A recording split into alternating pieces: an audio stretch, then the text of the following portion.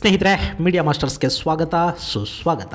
ಗೆಳೆಯರೆ, ಅಗ್ನಿಪರ್ವತ ಸ್ಫೋಟಗಳ ಬಗ್ಗೆ, ಅದರಿಂದ ಉಂಟಾಗೋ ಸುನಾಮಿಗಳ ಬಗ್ಗೆ ನಿಮಗೆ ಈ ಹಿಂದೆ ಸಾಕಷ್ಟು ಬಾರಿ ಹೇಳಿದ್ದೀನಿ.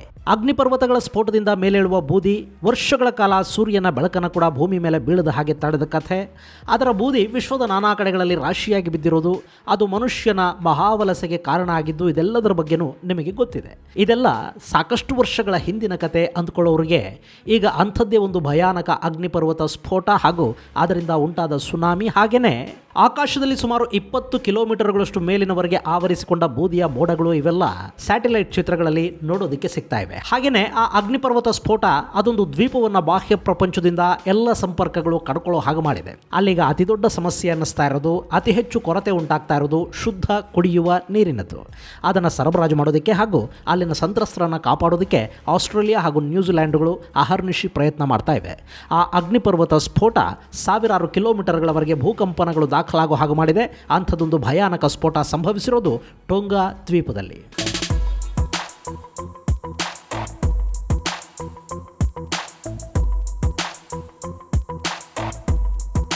ಗೆಳೆಯರೆ, ಮೊನ್ನೆ ತಾನೇ ವಿಶ್ವದಲ್ಲಿ ಇನ್ನೂ ರಾಜಾಡಳಿತದಲ್ಲೇ ಇರೋ ಪ್ರದೇಶಗಳ ಬಗ್ಗೆ ಹೇಳುವಾಗ ಈ ಟೋಂಗಾ ದ್ವೀಪಗಳ ಬಗ್ಗೆ ನಿಮಗೆ ಹೇಳಿದ್ದೆ. ಈ ಕಿಂಗ್ಡಮ್ ಆಫ್ ಟೋಂಗಾ ಅನ್ನೋದು ವಿಶ್ವಮಟ್ಟದಲ್ಲಿ ಅಂಥ ದೊಡ್ಡದಾಗಿ ಸದ್ದು ಮಾಡದೇ ಇರಬಹುದು, ಆದರೆ ಅಲ್ಲಿನ ಭಯಾನಕ ಅಗ್ನಿಪರ್ವತ ಸ್ಫೋಟಗಳು ಮಾತ್ರ ಆಗಾಗ ಸದ್ದು ಮಾಡ್ತಲೇ ಇರುತ್ತವೆ. ರಿಂಗ್ ಆಫ್ ಫೈರ್ ಅಲ್ಲಿ ಬರುವ ಈ ದ್ವೀಪ ಸಮೂಹ ಈಗ ಮತ್ತೆ ಭಯಾನಕ ಅಗ್ನಿಪರ್ವತ ಸ್ಫೋಟದಿಂದ ಸಂಕಷ್ಟಕ್ಕೀಡಾಗ್ತಾ ಇದೆ. ಹಾಗೇನೆ ದೊಡ್ಡ ಮಟ್ಟದಲ್ಲಿ ಸುದ್ದಿ ಕೂಡ ಮಾಡ್ತಾ ಇದೆ. ಈ ಅಗ್ನಿಪರ್ವತ ಸ್ಫೋಟ ಟೋಂಗಾದಲ್ಲಿ ಹಲವಾರು ಅಡಿಗಳಷ್ಟು ಎತ್ತರದ ಸುನಾಮಿಯನ್ನುಂಟು ಮಾಡಿದ್ದಷ್ಟೇ ಅಲ್ಲದೆ Hawaii, Alaska, British Columbia, Washington, Oregon ಮತ್ತು ಕ್ಯಾಲಿಫೋರ್ನಿಯಾ ಸೇರಿದ ಹಾಗೆ ಉತ್ತರ ಅಮೆರಿಕಾದ ಪಶ್ಚಿಮ ಕರಾವಳಿಯಾದ್ಯಂತ ಸುನಾಮಿ ಅಲೆಗಳೇಳೋ ಹಾಗೆ ಮಾಡಿದೆ. ಕ್ಯಾಲಿಫೋರ್ನಿಯಾದ ಸ್ಯಾನ್ ಲೂಯಿಸ್ ಅಲ್ಲಿ 4 ಅಡಿಗಳಷ್ಟು ಎತ್ತರದ ಅಲೆಗಳು ಕಂಡುಬಂದರೆ ಅರೆನಾಕೋವಲ್ಲಿ ಸಮುದ್ರದ ಅಲೆಗಳು 3.5 ಅಡಿ ಜಿಗಿತವನ್ನು ದಾಖಲಿಸಿವೆ. ಹಾಗೆಯೇ ಅಲಾಸ್ಕಾದ ಕಿಂಕೋವಲ್ಲಿ 2.8 ಅಡಿಗಳಷ್ಟು ಎತ್ತರದ ಅಲೆಗಳು ಕಂಡುಬಂದಿವೆ ಅಂತ ಹೇಳಲಾಗ್ತಾ ಇದೆ. ಈ ಟಾಂಗೋ ಅಗ್ನಿಪರ್ವತ ಸ್ಫೋಟದ ಸದ್ದು ಅಲಾಸ್ಕಾದವರೆಗೆ ಕೇಳಿಸಿತ್ತು ಅಂತ ಹೇಳಲಾಗ್ತಾ ಇದ್ದು, ಆ ಶಬ್ದ ಸುಮಾರು 5,800 ಮೈಲಿಗಳಿಗಿಂತ ಹೆಚ್ಚಿನ ದೂರದವರೆಗೆ ಪ್ರಯಾಣ ಮಾಡಿದೆ ಅಂತ ಹೇಳಲಾಗ್ತಾ ಇದೆ. ಸಾಮಾನ್ಯವಾಗಿ ಸಮುದ್ರದಲ್ಲಿನ ಜ್ವಾಲಾಮುಖಿಗಳ ಸ್ಫೋಟ ಸುನಾಮಿಗಳಿಗೆ ಕಾರಣ ಆಗುತ್ತೆ. ಅದಕ್ಕೊಂದು ಸ್ಪಷ್ಟ ಉದಾಹರಣೆ ಅಂದರೆ ಕ್ರಾಕಟೋವಾ ಅಗ್ನಿಪರ್ವತ ಸ್ಫೋಟ. 1883ರಲ್ಲಿ ಇಂಡೋನೇಷ್ಯಾದ ಕ್ರಾಕಟೋವಾ ಜ್ವಾಲಾಮುಖಿ ಸಮುದ್ರಕ್ಕೆ ಕುಸಿದ ಪರಿಣಾಮ ಸುಮಾರು 120 ಅಡಿಗಳಿಗಿಂತ ಹೆಚ್ಚು ಎತ್ತರದ ಸುನಾಮಿ ಅಲೆಗಳು ಉಂಟಾದವು.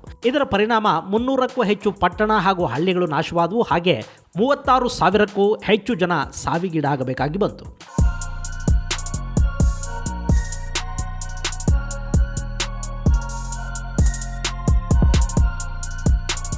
ಇನ್ನು ಈ ಟೋಂಗಾ ಇದೆಯಲ್ಲ, ಇದು ರಿಂಗ್ ಆಫ್ ಫೈರ್ ವ್ಯಾಪ್ತಿಯಲ್ಲಿ ಬರುತ್ತೆ. ದಕ್ಷಿಣ ಅಮೆರಿಕಾದ ದಕ್ಷಿಣದ ತುದಿಯಿಂದ ಉತ್ತರ ಅಮೆರಿಕಾದ ಪಶ್ಚಿಮ ಕರಾವಳಿಯನ್ನು ಆವರಿಸಿಕೊಂಡು ಬೇರಿಂಗ್ ಜಲಸಂಧಿಯ ಮೂಲಕ ಜಪಾನನ್ನು ಸೇರಿಸಿಕೊಂಡು ನ್ಯೂಜಿಲೆಂಡ್ವರೆಗೆ ವಿಸ್ತರಿಸುವ, ಪೆಸಿಫಿಕ್ ಪ್ಲೇಟ್ ಸುತ್ತಮುತ್ತಲಿನ ಅನೇಕ ಟೆಕ್ಟಾನಿಕ್ ಪ್ಲೇಟ್ಗಳನ್ನು ಸಂಧಿಸುವ ಈ ಒಟ್ಟು ಪ್ರದೇಶ ಇದೆ ನೋಡಿ, ಇದನ್ನು ರಿಂಗ್ ಆಫ್ ಫೈರ್ ಅಂತ ಕರೀತಾರೆ. ಇದು ಅತಿ ಹೆಚ್ಚು ಭೂಕಂಪನಗಳು ಹಾಗೂ ಸಕ್ರಿಯ ಜ್ವಾಲಾಮುಖಿಗಳಿರೋ ಪ್ರದೇಶ. ಟೋಂಗಾ ದ್ವೀಪ ಸಮೂಹ ಕೂಡ ಇದೇ ರಿಂಗ್ ಆಫ್ ಫೈರ್ ವಲಯಕ್ಕೆ ಸೇರಿಕೊಳ್ಳುತ್ತೆ.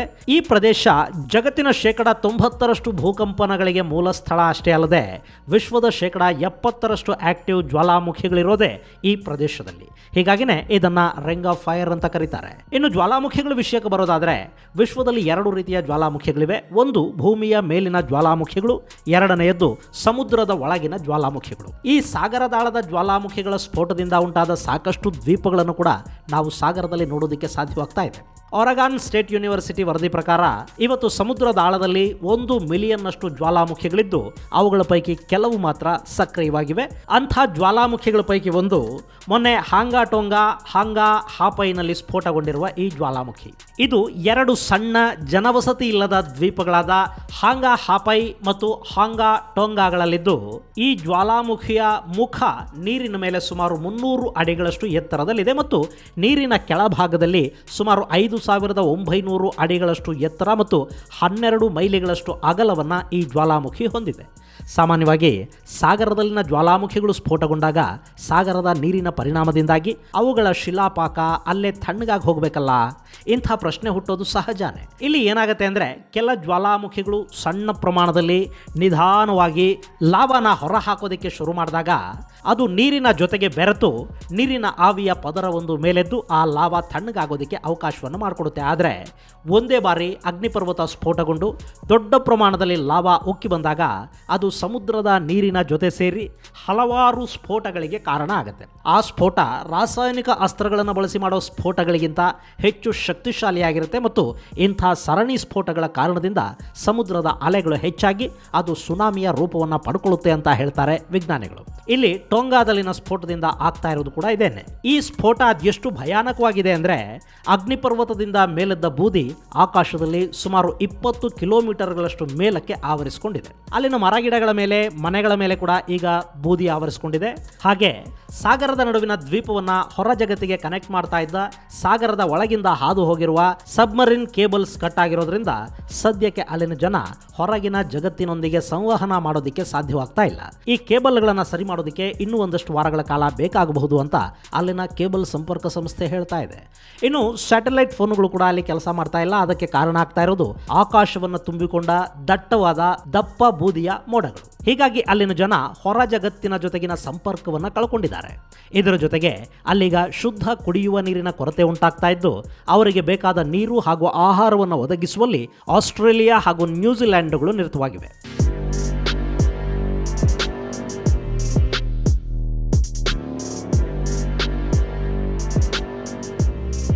ಗೆಳೆಯರೆ, ಈ ಟಾಂಗೋ ಅನ್ನೋದು ಒಂದು ದ್ವೀಪ ಸಮೂಹಗಳ ದೇಶ. ಶಕಪೂರ್ವ 1000 ವರ್ಷಗಳ ಹಿಂದಿನಿಂದಲೂ ಕೂಡ ಜನವಸತಿಯನ್ನು ಹೊಂದಿರುವ ಈ ಪ್ರದೇಶ ಲಭಿತ ನಾಗರಿಕತೆಯ ಕೇಂದ್ರ ಆಗಿತ್ತು. ಅವತ್ತಿಗೆ ಅಂದರೆ ಶಕಪೂರ್ವದಲ್ಲಿ ಅತ್ಯಂತ ಅಭಿವೃದ್ಧಿ ಹೊಂದಿದ್ದ ಹಾಗೂ ವಿಸ್ತರಣಾಕಾಂಕ್ಷೆಯಿಂದ ಕೂಡಿದ್ದ ಪ್ರದೇಶ ಇದಾಗಿತ್ತು. ಇನ್ನು ಆ ನಂತರದ ಕಾಲದಲ್ಲಿ ಈ ಟಾಂಗೋ ದ್ವೀಪಗಳನ್ನು ಆಳ್ತಾ ಇದ್ದ ಟುಯಿ ಟಾಂಗೋ ರಾಜಮನೆತನ ಈ ದ್ವೀಪದ ಅಕ್ಕಪಕ್ಕದಲ್ಲಿನ ಸಾಕಷ್ಟು ದ್ವೀಪಗಳನ್ನು ಆಕ್ರಮಿಸಿಕೊಂಡು ತನ್ನ ರಾಜ್ಯ ವಿಸ್ತರಣೆಯನ್ನು ಮಾಡಿಕೊಳ್ತು.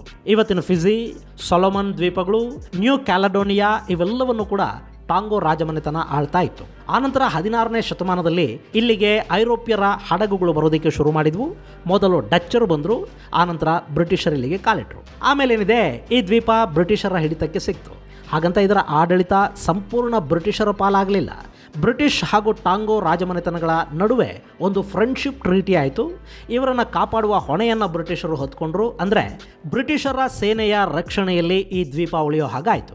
1970ರವರೆಗೂ ಕೂಡ ಬ್ರಿಟಿಷ್ ರಕ್ಷಣೆಯಲ್ಲಿದ್ದ ಈ ದ್ವೀಪ ಆನಂತರ ಸಂಪೂರ್ಣವಾಗಿ ಬ್ರಿಟಿಷರ ನೆರಳಿನಿಂದ ಹೊರಬಂದು ವಿಶ್ವಸಂಸ್ಥೆಯ ಸದಸ್ಯ ರಾಷ್ಟ್ರವಾಯಿತು. ಈ ಟಾಂಗೋದ ರಾಜಧಾನಿ ನುಕು ಅಲೋಫಾ. ಮೊನ್ನೆ ಅಗ್ನಿಪರ್ವತ ಸ್ಫೋಟಗೊಂಡಿರೋ ಹಾಂಗಾ ಟೊಂಗಾ, ಹಾಂಗಾ, ಹಾಪೈ ದ್ವೀಪಗಳು ರಾಜಧಾನಿ ನಗರ ನುಕು ಅಲೋಫಾದ ಉತ್ತರ ಭಾಗದಲ್ಲಿವೆ. ಇನ್ನು ಇಲ್ಲಿನ ಒಟ್ಟು ಜನಸಂಖ್ಯೆ ಕೂಡ ತುಂಬ ಹೆಚ್ಚೇನಿಲ್ಲ. ಸುಮಾರು 1 ಲಕ್ಷ ಜನ ಇಲ್ಲಿ ವಾಸ ಮಾಡ್ತಾರೆ. ಅದರಲ್ಲೂ ಹೆಚ್ಚಿನ ಜನ ವಾಸ ಮಾಡೋದು ಈ ಟೋಂಗಾ ತಾಪು ನಗರದಲ್ಲಿ. ಇಲ್ಲಿ ರಾಜಾಡಳಿತ ಇದ್ರೂ ಕೂಡ ಅದು ಸೆಮಿ ಕಾನ್ಸ್ಟಿಟ್ಯೂಷನಲ್ ಮೊನಾರ್ಕಿ, ಅಂದರೆ ಪ್ರಜಾಪ್ರಭುತ್ವವನ್ನು, ಸಂವಿಧಾನವನ್ನು ಒಳಗೊಂಡ ರಾಜಾಡಳಿತ. ಇಲ್ಲಿನ ಜನಸಂಖ್ಯೆಯಲ್ಲಿ 98% ಕ್ರೈಸ್ತರಿದ್ದಾರೆ. ಉಳಿದವರು 2%ನಷ್ಟಿದ್ದಾರೆ. ಆಸ್ಟ್ರೇಲಿಯಾ ಹಾಗೂ ನ್ಯೂಜಿಲೆಂಡ್ಗಳ ಜೊತೆ ಈ ದೇಶ ಅತ್ಯುತ್ತಮ ಸಂಬಂಧಗಳನ್ನು ಇರಿಸಿಕೊಂಡಿದೆ.